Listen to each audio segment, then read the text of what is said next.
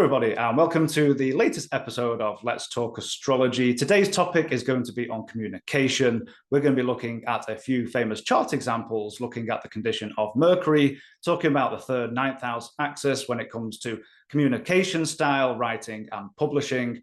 Joining us today, we have two highly esteemed astrologers and writers, Arlen Wise and Alexandria Karakostas, who both teach fantastic writing courses for astrologers. So thank you both so much for joining us today. And how are we doing?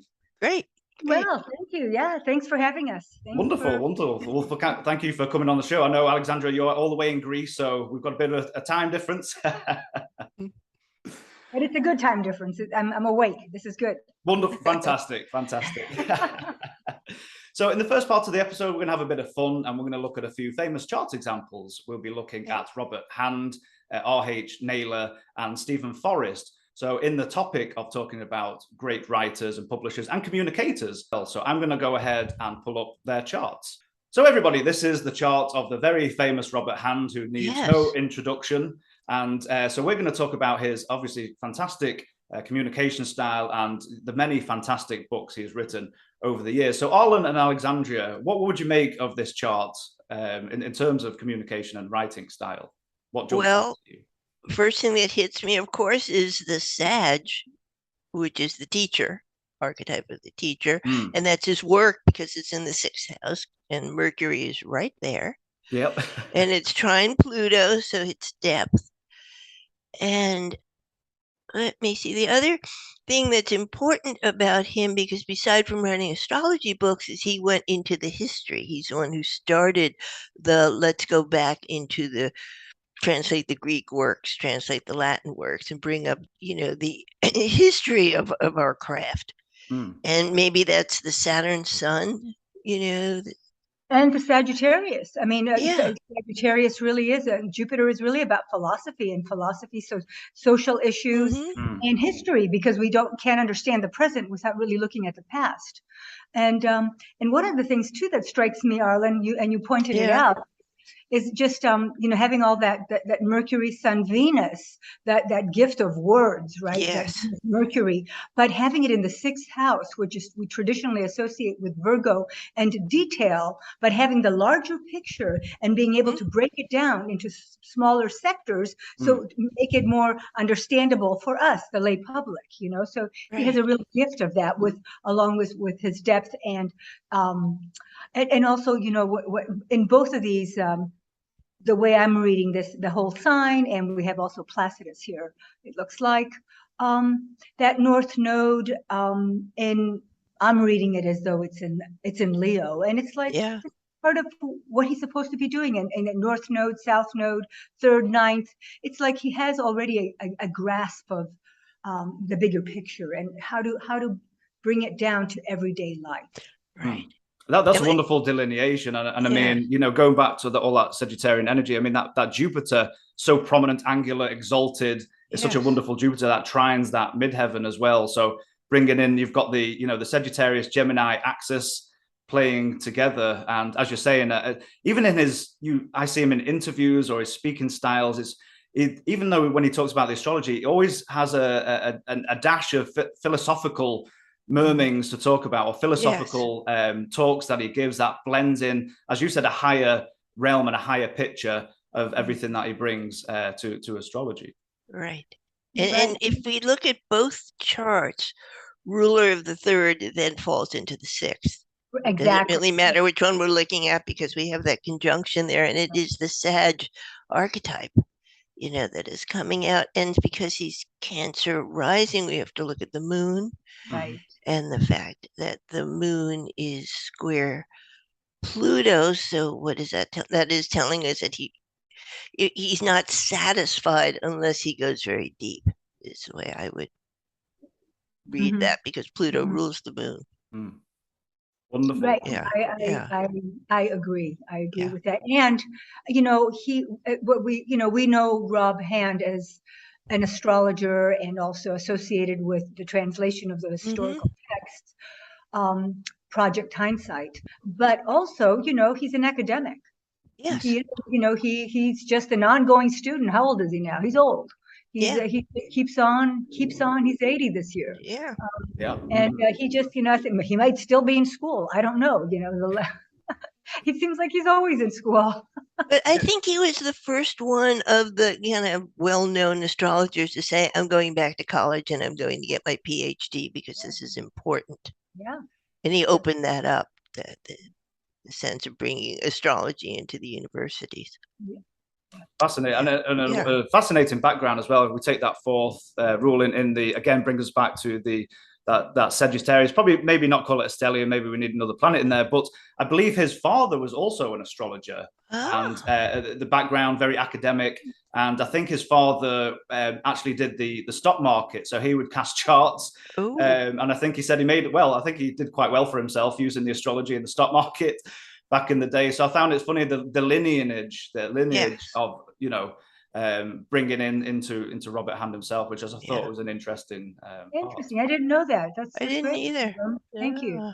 Wonderful. I will say for the audience, sorry, we do have on the left-hand side, because people do tend to argue about house systems. So on the left-hand side, we do have the Placidus system. On the right-hand side, we have whole sign. So whichever you prefer and which to look at, we're both looking at both in these charts. So thank you very much. Okay, the next one we're going to look into is an interesting chart, and that is of R.H. Naylor. And for those who may be watching who don't know who this person is, he really popularized the sun sign astrology in newspapers. So it was the chart of Princess Margaret.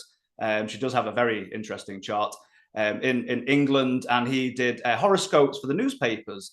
And I think that was very part and parcel of this popularizing of sun sign astrology and columns. And I think he said about Princess Margaret, in quotes, she would have an eventful life, which was very true for Princess Margaret. So what are your guys' thoughts? I mean, we're talking about writing, we're talking about publishing on Naylor, starting part of this parcel of writing sun sign horoscopes and astrology. What are your thoughts on that in particular?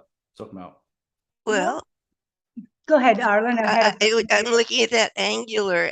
Because I like the Placidus chart. That's one I usually read. But I'm looking at that angular, Venus Jupiter. So he could do nothing but write. He had to keep communicating, and I think it probably gave him the courage to say, I'll do something unusual. I'll do something, but I have to say it. And I also want to point out that a lot of authors, I do a lot of work on lecturing about authors. It's that Neptune Pluto that happened in the late 1800s gave us some incredible authors, and they're the ones who we still remember.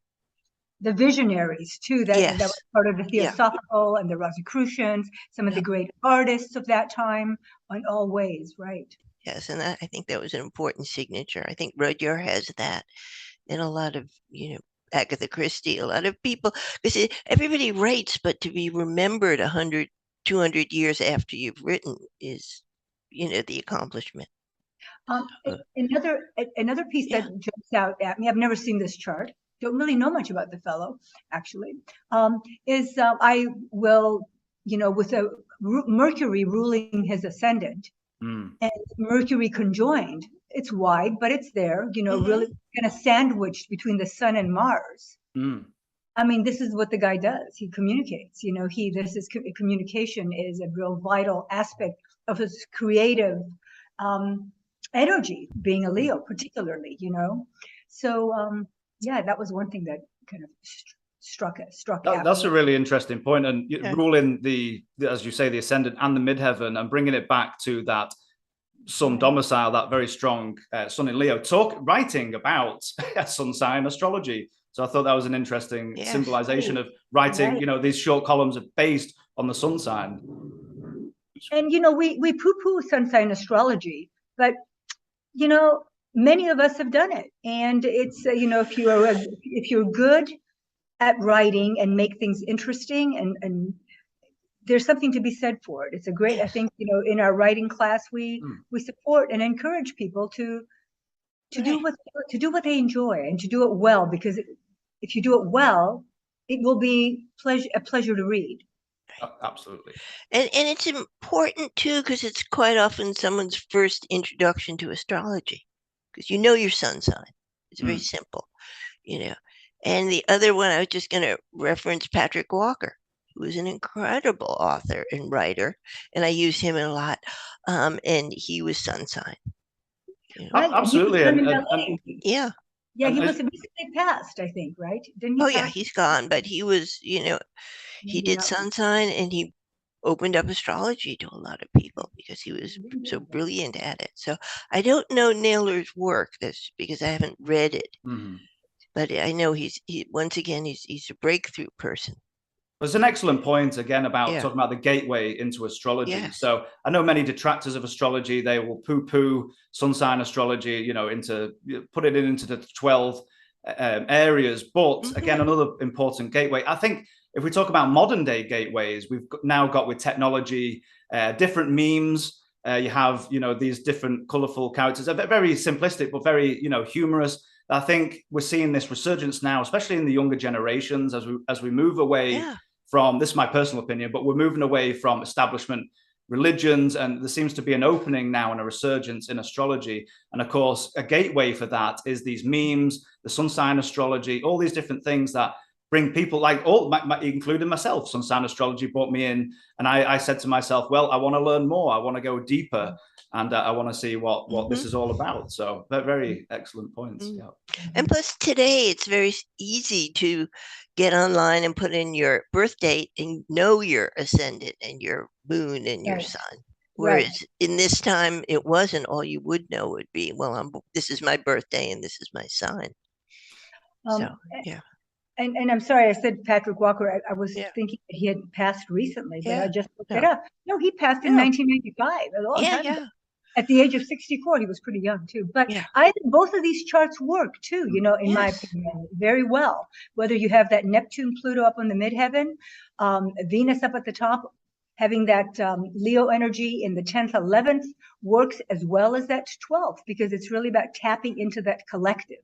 And the 12th house is always that collective. So, however you read it, I mean, it's going to work. It's going to work. And again, a diurnal chart, I mean, is into the masses, is had a wide reach, really. I mean, for all those years in the columns, in the newspapers and things like that. It's very, very interesting. Wonderful. And either way, it works. Absolutely. Again, I don't know too much about him, but I just thought it was an interesting one. Talking about writing and newspapers, I thought it was an interesting chart to bring up. So last but not least, we have Stephen Forrest, and this is the first time I'm looking at his chart. So for you two, what pops out? I mean, he's such a wonderfully compassionate communicator, I find, but very practical, earthy as well. So what are your guys' thoughts on Stephen's chart? Well, Saturn in Virgo right on the midheaven. Did he have a choice except to work very hard? And it is wide trine, but there's that Sun Jupiter in Capricorn. So he's just going to work. He could not, I don't think he had much choice. He's going to work. And go ahead. I was going to say the Venus opposite Uranus is astrology. Yeah. Aries moon. So he is, what would I say about it? The Aries moon would be that he has to keep going and do it his own way. And of course, Mercury in Capricorn in the house of writing, Mercury-Mars conjunction. That's the first thing that jumped at me was, his Scorpio rising. And I always look at that traditional ruler, which is Mars, and it's conjoined Mercury in Capricorn, right? So to me, it's like, down to earth communication, and has a need also to pioneer work. The guy, like you say, Arlen, he keeps on working, but I think that moon in Aries wants to keep on going and do new things and break new ground and constantly grow. And of course, he's got all that earth, which it's really his writing style. I just love his writing style personally, because it is, he's really witty, he's wise. And practical. What more could you want? Right. And he's terrific. And he just, that new series, his elements, his 4 books on the elements, how he is teaching astrology through that. To me, that is like so complete. There he's got the Saturn in Virgo, but it's so complete that if you just gave people those 4 books, that's all anybody would need. Absolutely. And of course, what's very interesting, you have that Saturn Mercury mutual reception I think it just compounds his Saturn so highly elevated conjunct the midheaven. I mean, as you say, I mean, maybe no other choice but to work hard, to write, to be in that communication. Yeah, and you know, that Sun Jupiter conjunction, I mean, that wouldn't necessarily indicate writing, but it certainly would indicate a desire to keep on growing and broadening those Capricorn boundaries that and Scorpio too can be really bound up, but it's like, how do we keep pushing it out? And I also noticed, if you look at the Mercury is in conjunct Uranus. And there we have the fact of Gemini has so many ideas and there's so much information, and yet the Mercury in Capricorn is going to have to pick and choose and limit, you know, what can I say and how can I say it? So I think that's part of the dilemma. And also having an inconjunct between the Moon and Saturn, right? It's tight. And the midheaven there. Again, you know, how do you make these adjustments? How do you pick and choose? What do you really focus your attention on as a good little Capricorn? Yes. It's important. I think some people can overlook quincunxes, but it really is that itch you can't scratch. Yeah. Oh, yeah. I think Carol talks about a pebble in your shoe, just that adjustment, as you're saying, that irritation. But I do really love that Jupiter Sun conjunction, because thinking, you know, Capricorn, earthy and stuff. And that, again, when you see him in these interviews, there's a great interview with him and Robert Hand where they're both talking, but he has this wonderful compassionate aura as he's speaking. I've never met him personally. I'm sure both of you have. But would that be true to say? Yes. I was just at the ESAR conference that happened at the end of August, and Stephen they gave him the biggest room. He filled the room and he stood there in front of the blank screen and he said, "I'm not doing a PowerPoint.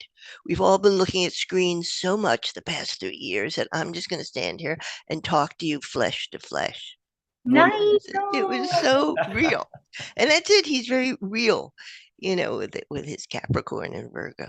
Oh, I just love that. Yes, it was great. I'm so sorry I missed that, but I just love that. It gives, you know, the rest of us permission to do the same. Yeah.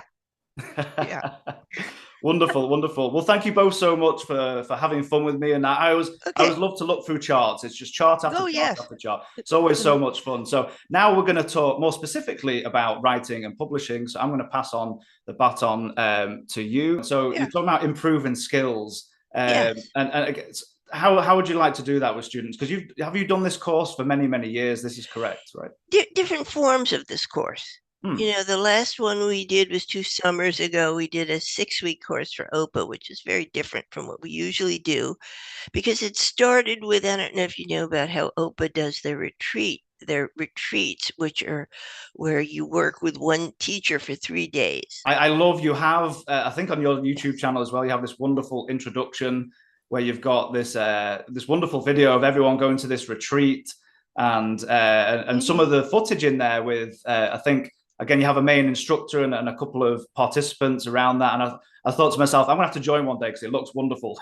Yeah. So the whole concept is you're working with one teacher on one subject for 3 days. And that's where the writing workshop started. It was like, hey, it's a wonderful way to, you're in this group and you're bonding and, you know, you're working with them and you're writing, and it's nice. And then, of course, after COVID, we had to put it online, and it worked online. It's quite nice. But you get a bigger audience. So this is the book. And even if you don't take the course, you want to get this book about the curse of knowledge, because it will teach you, you know, a lot about writing and how to, you know, put your words together. Yeah, it's a must-have if you want to write. Yes. Absolutely. He has so many different pointers just, you know, throughout this book, such as these 3 pieces: be visual, conversational, make the reader feel smart. I mean, you know, we don't think about those things when we're writing. We're just thinking, like, how am I going to say what I want, rather than thinking, how is this going to be received? And the other thing about the sense about the curse of knowledge is it's not just, it works for astrologers, but you will find it everywhere you read, and you will hear it in all your conversations where you're talking to people and they're assuming you know what they're talking about. And this is one of the biggest, you know, reasons that there is real disconnects and arguments because you don't know. So it's always a sense of you have to be very clear and delineate. And as he said, use examples. So being clear and concise and using those examples to showcase what you're actually talking about. Yes. And never assume that somebody knows what you know. So this is a big part of the course, to do exercises and to really, even if to have people catch it when they're doing this, and hear it in other people's writing and be able to say, oh, plus we do a lot of basic writing skills, don't use the passive voice too much and other basic skills we do. I love those exercises. When I took this class from Arlen back in, I don't know, a long time ago, 08, 09 at Myrtle Beach or something. Yeah. And it was really fun to be able to, you'd say, say and write a haiku or say in a few words what your mother would, how would your mother feel about you being an astrologer or something simple like that. Mm-hmm. How do you express that? Right. So we give, prompts that we make you think and we make you write. That's wonderful. I love that kind of question as well, because we do, as astrologers, we still get those looks or, people in wider society, which, I've been used to dealing with now and things like that. But those prompts, those questions that get you thinking, all those kind of things, I think that's a wonderful. And I do love that idea of a retreat as well, having that intimate physical location and being around people. So our next slide we have. Okay, and people may have different feelings about the actual content of his work. But the point is, he is one of the best writers around. You start a book and you think, oh, and the next thing you know, you can't put it down. And so this is also a terrific example of a good writer. Look at his third house. In Virgo. Yes. The sun in Virgo, Mercury highlighted. Yes. And conjunct Neptune, right? Yes.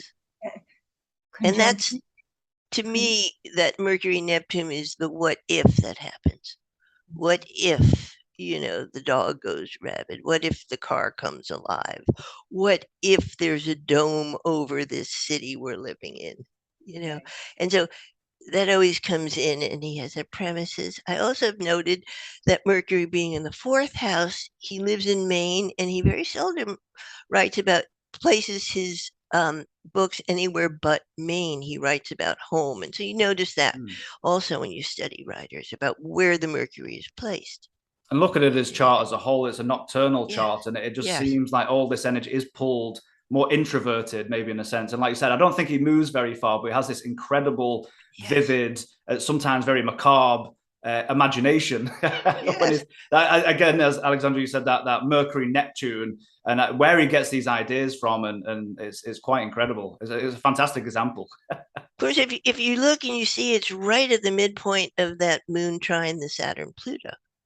So the Saturn-Pluto is the dark, and the moon in Sag is all the ideas he has, and then working right with both of them is his Mercury Neptune. Beautifully. And Mars trine Jupiter. That's all his energy too.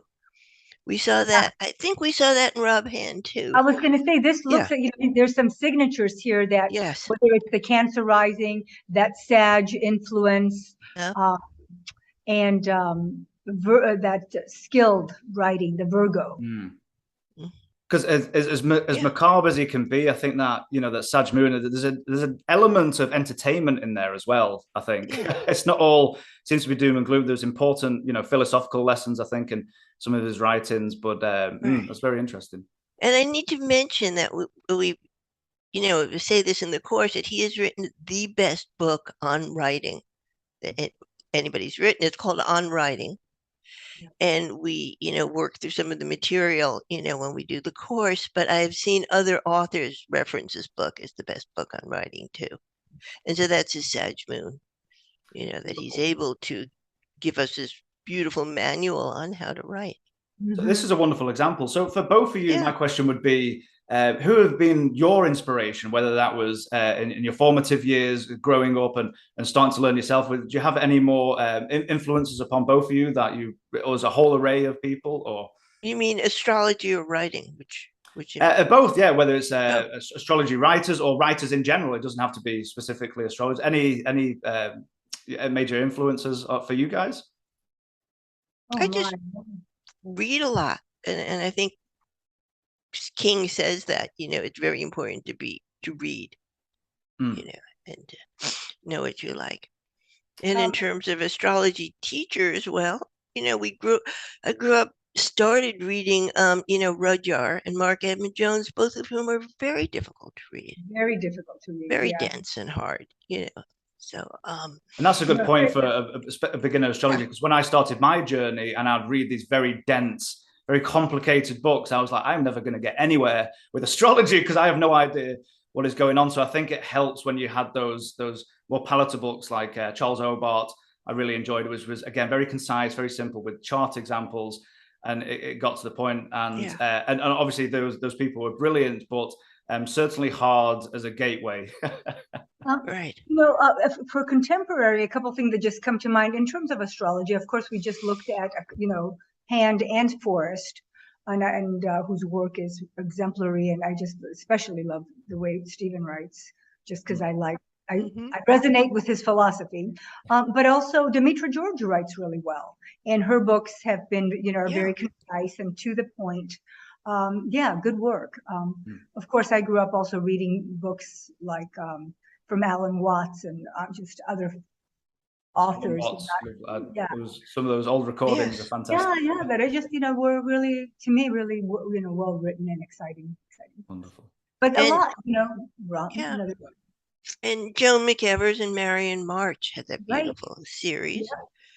In fact, I use this also in my talks, or you know, Marion March has Mercury in Capricorn. So I figure only a Mercury in Capricorn can say the only way to learn astrology. Right. And then have it 1, 2, 3, just very methodically organized. Yeah. But those were also excellent books to read. And we do talk a little bit about editing in our in their work. It's really important. And in fact, the reason I was just reminded of it is because you brought up Rudyard, and I think that he really needed a better editor. That's what I probably never had one, but maybe not. Anyway. Yeah. Oh, you said this is so the essence of rewriting, yes. Rudyard, who had Mercury and Pisces. I know I've got my Mercury detriment and fall, so I have mercurial issues myself when communicating. So if it was technical writing, I would have no chance with Mercury and Pisces. And I don't know if Rudyard, I'm not sure. I'd have to look at the chart. So even looking at students' Mercury or their writing styles and how they take in information, how they communicate themselves, do you look at students' charts or not really specifically for their charts? Yes. We do that. I think one class we do that, and it depends on, you know, anybody who wishes to, but it's very important to discuss it. And Rudyard does have Mercury in Pisces. You said Aries. I remember his chart. So if I do any writing, I'm going to need maybe a Virgo friend or someone to tidy it up. You know what? It's an editor. I became a much better writer after years and years of writing because I had good editors. They would come back and say, like this one little slide we have here, it says the essence of writing is rewriting again and again and again. You just have to do it again and again and again and pare it down and pare it down. And, you know, one of my editors would say to me, what do you mean here? Da, da, da, da. It's a nice sentence, but what does it mean? What are you trying to say? You know? What are we trying to say? So that's one of the really critical pieces we try to help our students learn how to express in writing. You would say is also as much as it is practices as it is innate talent, maybe in writing, as to keep writing and writing, as you say, to keep practicing. You can have all the talent on the planet, in the galaxy, and it's worthless unless you practice. That's what I think. Absolutely. I love that. Yeah. Wonderful. Okay, next. And these are little quotes. Yeah, I've got the Stephen King. Yeah. Oh, I love that. These are great. Writing to me is simply thinking through my fingers. Yeah. Yes. Wonderful. You know, Asimov was a very prolific writer too. Don't be a writer, be writing. Yes. Faulkner. When asked, how do you write? I invariably answer one word at a time. That's Stephen King. So back to Stephen King. That's the Virgo. Yep. That's a very sarcastic, quick. Yeah. Yes. One word at a time. Wonderful, wonderful. And you know, Beatrix what? Beatrix Potter, I like her little saying too. Yeah, the shorter and the plainer, the better. But I also want to say, you know, because I've also heard myself say this, I've heard other people say this, and you know, I want to be a writer, but it's like, okay, you when you write, you are a writer. Period. The end. So what if you want to be a writer? Write. Yeah. Sit down and write, and that's part of Then what you're we a talk writer. about. And we talk about in the course, and you know how to do it. You know, it's your fact. You have to schedule yourself in. You have to actually sit down and do it. Okay. And what do we have? Oh, here we have our next slide. Is our. So now we can, talking about the class. So for our audience out there, when does the class begin? How long is the class? And that information. It begins October 5th, I believe, and we're doing it on Saturdays. And I think it's October 8th. No, was it October 8th? October 8th, you're right. Oops. And it goes for 6 weeks, except 5 weeks. Here we are. So organized. I believe it's 5 weeks. It is. Yes. 5 weeks on the 8th. And that last week, we go every Saturday, 4 weeks, 2 hours each Saturday. So it's not a huge commitment. It'll enhance somebody's Saturday. It won't ruin it. But then on the 5th of November, we're going to actually not teach that day and go on to the 12th and finish up on the 12th. And I believe it's 9 Pacifics, which would be 12 Eastern, which would be 10 to 12. It's 10 Pacific. It's 10 Pacific to 12. 10 a.m. to 12 is what I have written. Dear. Okay. Wonderful. And for everybody watching, I'll put the link to the registration. Okay, so it's 10 Pacific, it's 12, Eastern, and 1 Eastern. Really? Wait. I had. Okay, I'm sorry. 10 Pacific is 1 Eastern. Yeah, it is 1 Eastern. Okay, so I wrote it down wrong. Okay, we'll edit this out. Well, wonderful. Well, either way, I'll have the link in the description below the video. Yes. So when you click that link, it'll have all the times there solidly for everybody to register, which would be wonderful. You've got some wonderful testimonials here too. That's fantastic. Obviously from previous students. Yes. Fantastic. Yeah. Yes, because people really do like it, you know, and we've had some good experiences. I had a man, and he took the course twice. This is when we were doing the Oprah retreat. So he did 2 of the 3-day things, and he has now written a book, which is about to be reviewed in the next. His book, Jack Hopkins' book, will be reviewed in the next Career Astrologer, which is the Open magazine. And he did it. He got it published, and he started, you know, with me. And we have another woman who took our course last summer, and she is going on and doing a lot more writing because we, you know, are connected with OPA. We are connected with the OPA magazine. And we're connected. We have connections. Yes. So we were able to push, you know, good work on and say, you know, would you be interested in publishing this in the magazine? Right. Yeah.